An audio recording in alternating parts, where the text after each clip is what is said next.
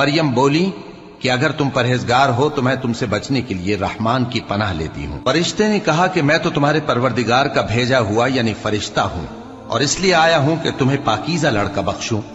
مریم نے کہا کہ میرے ہاں لڑکا کیوں کر ہوگا جبکہ مجھے کسی مرد نے بطور شوہر چھوا تک نہیں اور میں بدکار بھی نہیں ہوں۔ فرشتے نے کہا کہ یوں ہی ہوگا، تمہارے پروردگار نے فرمایا کہ یہ مجھے آسان ہے اور میں اسے اسی طریق پر پیدا کروں گا تاکہ اس کو ہم لوگوں کے لیے اپنی طرف سے نشانی اور ذریعہ رحمت بنائیں، اور یہ کام مقرر ہو چکا ہے۔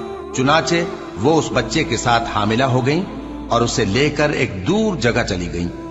پھر درد ذہ ان کو کھجور کے تنے کی طرف لے آیا، کہنے لگی کہ کاش میں اس سے پہلے مر چکتی اور بھولی بسری ہو گئی ہوتی۔